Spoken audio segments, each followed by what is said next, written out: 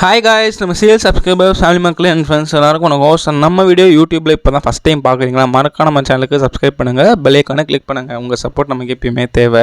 So பார்த்தீங்கன்னா T20 world cup எல்லாம் IPL ஆரம்பிச்சதுக்கப்புறம் போர் அடிக்க போகுது, வேறு மாதிரி வரப்போகுது. T20 வேர்ல்ட் கப் 20 டீம் சூப்பராக இருக்க போகுதுன்னு சொல்லி டைம் போய் இப்போ பார்த்தீங்கன்னா T20 வேர்ல்ட் கப்பே கடைசியில் முடிகிற ஸ்டேஜுக்கு வந்துட்டு. So we are down to semifinals and finals. Almost end of the T20 league வந்துட்டோம் 2024. சூப்பராக போச்சு, ஒரு மாதிரி சுமாராக போகுது யூஎஸில். பட் வெஸ்ட் இண்டீஸில் வந்து சூடு போச்சிச்சு. ஸோ நம்ம ஹாப்பியான ஒரு விஷயம் கண்டார். என்னன்னு பார்த்தீங்கன்னா, இந்தியா ஆஸ்திரேலியாவை கடைசி சூப்பர் 8 மேட்ச்சில் தோக்கடிச்சிட்டு ஆஸ்திரேலியாவும் வெளில போயிட்டாங்க. நம்மளும் குவாலிஃபை ஆகிட்டோம் செமிஃபைனல்ஸ்க்கு. ஃபஸ்ட் பிளேஸில் முடிச்சிட்டோம். அன்பீட்டனாக இருக்கும். 2023 வேர்ல்டு கப், 2023 WTCயில் தோற்று எல்லா வரையும் அன்றைக்கி மேட்ச்சில் ரோஹித் சர்மா வச்சு செஞ்சுட்டாரு. குடோஸ் டீம் சரியான 90, பவுலிங்லும் நல்ல கம்பேக் பும்ராஜ்தீப். ஸோ இந்தியா ஒரு வகையாக ஆஸ்திரேலியாவை பழி தீர்த்துட்டாங்க. 2023 வேர்ல்டு கப் தோற்றதுக்கு ஒரு சரியான ரிவெஞ்சு வெளியே அமிச்சாச்சு. ஸோ இதுக்கு மேலே என்னங்க வேணும், பர்ஃபெக்ட் ரிவெஞ்ச் ஆஸ்திரேலியா பண்ணியாச்சு. சரி, ஆஸ்திரேலியாவை ஜெயிச்சிட்டோம், ஒரு பழி போச்சு. ரெண்டாவது இங்கிலாண்டை பழி வாங்கணுமே, அதுக்கு என்ன பண்ண போகிறது? எப்படி இங்கிலாண்டு ஸோ நம்ம ஆஸ்திரேலியாவை தோக்கடிச்சதால் ஃபஸ்ட் பிளேஸில் முடிச்சதால் அங்கே சைடு சூப்பர் 8ல் செகண்ட் பிளேஸில் முடிச்ச இங்கிலாண்டை தான் நம்ம செமிஃபைனலில் சந்திக்க போகிறோம். சில பேர் யோசிக்கலாம், ஐயோ திரும்பி 2022 ஞாபகம் வருது. எனக்கே வருது. பட் பழைய இங்கிலாந்து மாதிரி இல்லை, கொஞ்சம் வீக்னஸும் இருக்குது, நம்மகிட்டையும் கொஞ்சம் ஃப்ளாஸ் இருக்குது. அது என்னன்னு பார்ப்போம். ஸோ இன்றைக்கி நம்ம வீடியோவில் எதை பற்றி பார்க்க போகிறோம்னு பார்த்தீங்கன்னா, இந்தியா vs இங்கிலாந்து செமிஃபைனல் 2 கயானால் நடக்க போகிற match preview and slot analysis பற்றி தான் பேச போகிறோம். ரெண்டு டீமே பேஸ் பண்ண போகிறோம். ஸோ வாங்க வீடியோக்குள்ளே போவோம். ஸோ சூப்பர் 8 இதோட முடிஞ்சு போச்சு. We are down to semis and finals. பார்த்தீங்கன்னா இந்த குரூப்பில் இந்தியா, ஆஸ்திரேலியா, ஆப்கானிஸ்தான், பங்களாதேஷ். நீங்கள் யார் எதிர்பார்த்துருப்பீங்க ஆப்கானிஸ்தான் குவாலிஃபை ஆவாங்க? ஈவன் நானுமே சொல்லப்பட்ட ஒரு அவுட் சைட் சான்ஸ் இருக்குது, வந்தால் நல்லாயிருக்கும்னா. Afghanistan have played cricket to the best லெவல்னே சொல்லுவேன். பங்களாதேஷை 115 ரன்ஸ் டிஃபெண்ட் பண்ணி தோக்கடிச்சாங்க. ஆஸ்திரேலியாவும் ஓட விட்டு இப்போ ஆப்கானிஸ்தான் ஃபஸ்ட் டைம் செமிஸ் வந்திருக்காங்க. செம்ம இது. அந்த சைடு இங்கிலாந்து, சவுத் ஆஃப்ரிக்கா வந்திருக்காங்க. ஃபேக்ட் ஆஃப் த டே பற்றி பார்ப்போம். ஃபேக்ட் ஆஃப் த டேயில் பார்த்தீங்கன்னா, இந்தியா vs இங்கிலாந்து ரீசெண்ட் டைம்ஸில் இந்தியா கிட்ட T20 இதில் வாங்கியிருக்காங்க. ஃபேக்ட் ஆஃப் த டேயில் India vs England head to head T20 பார்த்தீங்கன்னா இந்தியா தான் லீடிங்கில் இருக்காங்க. பட் வேர்ல்ட் கப்ஸில் பார்த்தீங்கன்னா ஒரே ஒரு தடவை தான் இங்கிலாந்து இந்தியா தோக்கடிச்சாங்க. அது எப்போன்னு பார்த்தீங்கன்னா இந்த 2022 T20 வேர்ல்ட் கப் செமிஃபைனல் அப்போ தான். அதுக்கு முன்னாடி ஒரு தடவை கூட இங்கிலாந்து கிட்ட நம்ம தோத்ததே கிடையாது. 2012, 2007 எல்லா தடவையும் நம்ம ஜெயிச்சிருக்கோம். பட் இந்த தடவை புட்டது எது பிடிக்கணும்ல, அதுக்காக ஒரு சூப்பர் ஸ்கிரிப்ட் ஐசிசி எழுதி வச்சிருக்காங்க. ஸோ ஃபேக்ட் ஆஃப் த டேயில் இந்தியா vs இங்கிலாந்து T20 ரெக்கார்டில் இந்தியாவுக்கு அதிகமாகவே இருக்குது.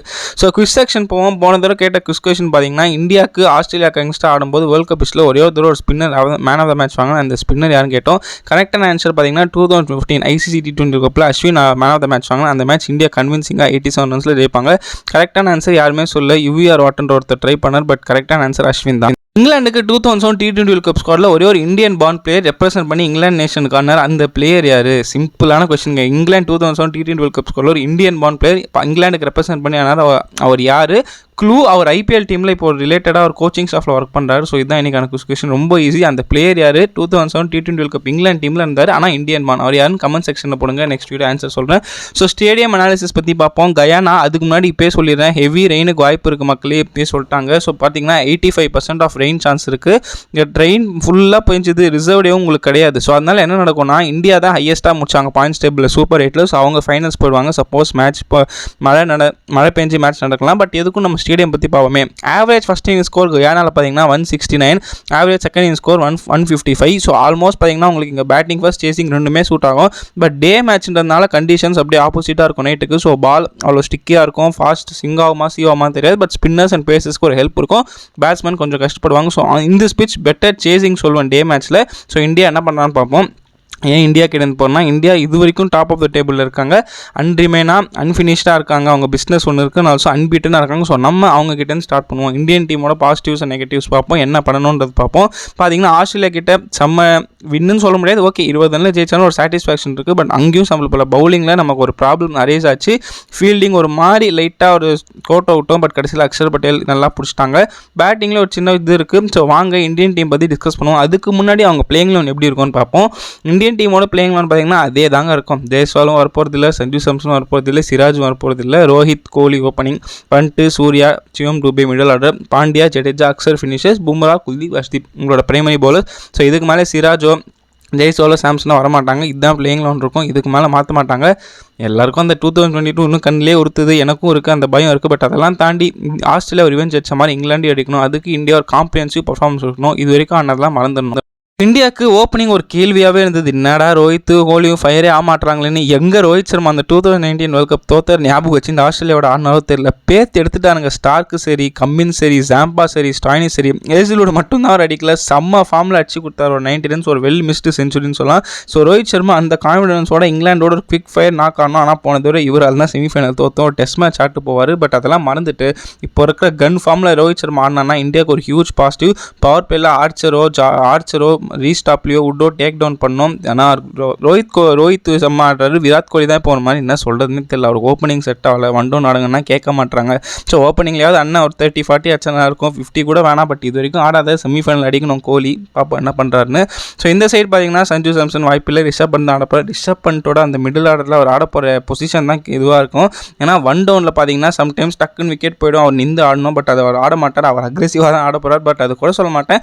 ரிஷப் பண்ட் ஒரு 30-40 அடித்தாலுமே சிச்சுவேஷனுக்கு ஏற்ற மாதிரி அடாப்ட் பண்ணோம். 2-3 4 6 அடிச்சுட்டு அடுத்த அவுட் ஆகிடக்கூடாது, நிந்தாடணும். அதை மட்டும் அவர் கொஞ்சம் அடாப்ட் பண்ணணும்.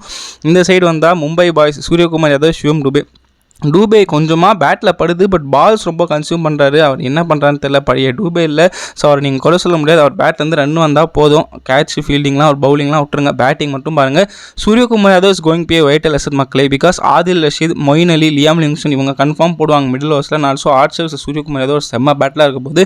சூரியகுமார் யாதவ் இங்கிலாந்து பவுலர்ஸ் எப்படி டேக் டவுன் பண்ண போகிறார், ஒரு 50 போட வரா, அட்லீஸ்ட் ஒரு 30-40 வருமா, வெயிட் பண்ணி தான் பார்க்கணும். பட் சூர்யா கான்ட்ரிபியூஷன் ரொம்ப முக்கியம்.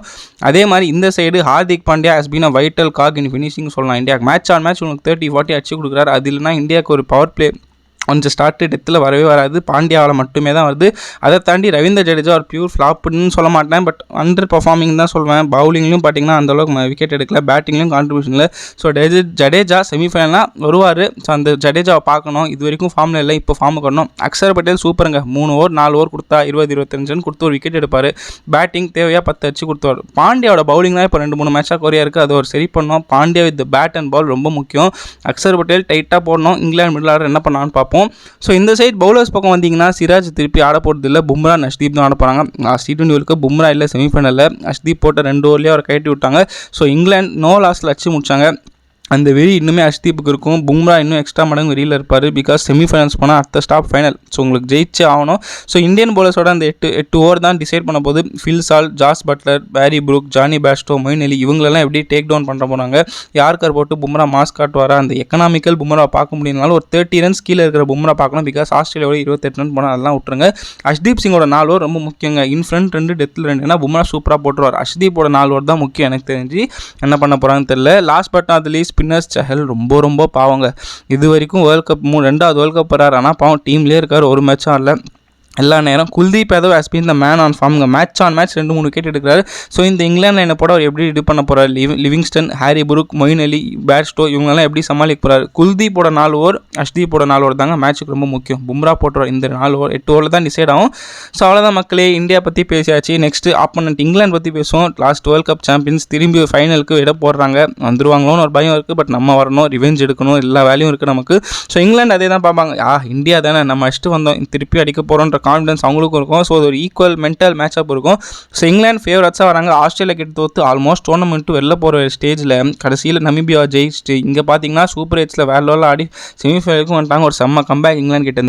அவங்களோட பிளேயிங் லெவன் எப்படி இருக்கும்னு பார்த்தீங்கன்னா இந்தியா மாதிரி அவங்களும் ஒரே ஒரு சேஞ்ச் பண்ணலாம். பட் மற்றபடி இருக்காது. Jos Buttler captain, Phil Salt opening, Jonny Bairstow, Moeen Ali, Harry Brook, Livingstone finishers and middle order.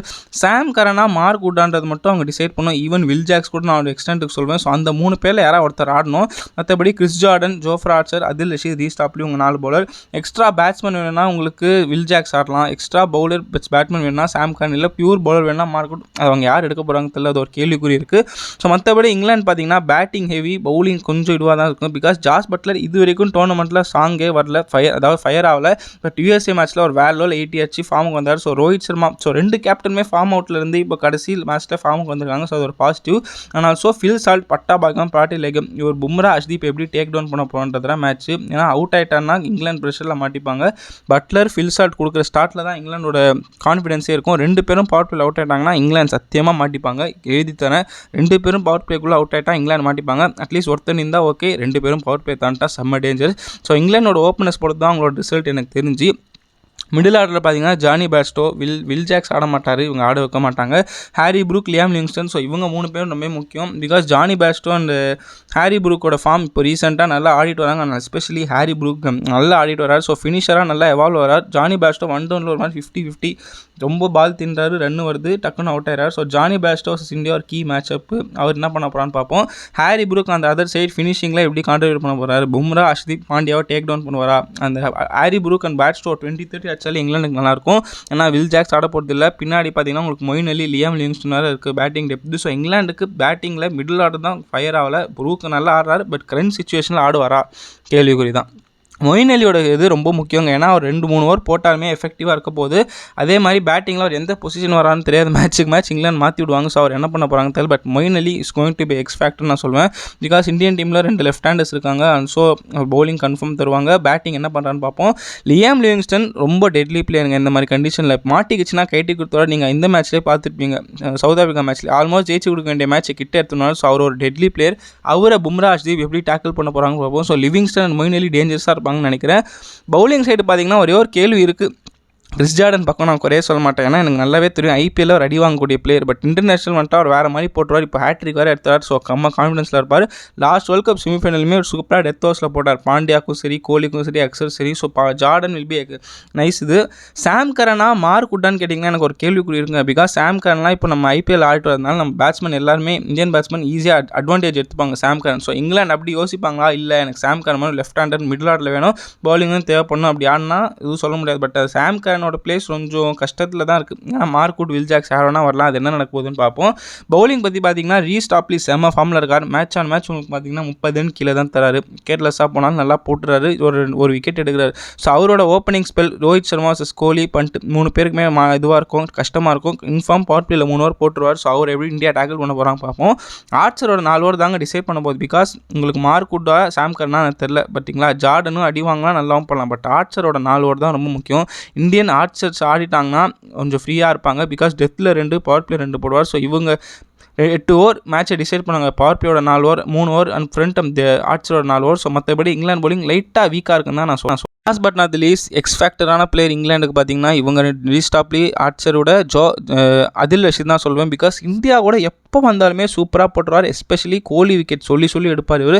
So அதில் ரஷீத், விராட் கோலி, சூரியகுமார் யாதவ், ரிஷப் பண்ட், ஹார்திக் பாண்டியா ஒரு செம்ம பேட்டில் இருக்கும்போது இங்கிலாந்துக்கு ஸ்பின்னு லைட்டாக நல்லா போடுற ஒரே ஆள் அதில் ரஷீத் தான். மொயின் அலி இன் டேண்டம் போடுவார். ஸோ அதில் ரஷீதோட 4 ஓவர் தாங்க இங்கிலாந்துக்கு மேட்ச் டிசைட் பண்ண போகுது ஸ்பின்னில். ஸோ இது ஒரு கீ ஃபேக்டராக இருக்கும் கயனால். ஸோ அவ்வளோதான் மக்களே, இங்கிலாந்து அண்ட் இந்தியா 2 டீம் பற்றி பேசாச்சு. இப்போ ப்ரெடிக்ஷன் டைம் போவோம். ஆன் பேப்பர் நீங்கள் பார்த்தீங்கன்னா 2மே டேஞ்சரஸ் ஆயிடுச்சு. பட் ஒரே ஒரு அட்வான்டேஜ் நான் ஏன் இந்தியாவுக்கு தருவேன்னா, இங்கிலாந்து பவுலிங்கில் வெரைட்டி இல்லை, ஆல்சோ அடி வாங்குவாங்க. பட் இந்தியா பவுலிங் செம்ம ஸ்ட்ராங்காக இருக்குது. பட் என்னென்னா இந்தியாவுக்கு நாக் அவுட்ஸில் எப்பயுமே கடைசி 10 வருஷம் ஒன்றுமே பண்ணல. திடீர்னு தோக்குற டீம் நம்ம நாக் அவுட்டில்.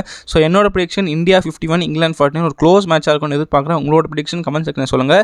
இதோட வேர்ல்ட் கப் முடிய போதே எதுவும் இது இல்லைன்னு சொல்லாதீங்க. அடுத்து இந்தியா ஜிம்பாப்வே சீரிஸ் வருது. இப்போ தான் ஸ்குவாட் அனௌன்ஸ் பண்ணியிருக்காங்க. 5 T20 நம்ம ஜிம்பாப்வேக்கு அவையில் போகிறோம்.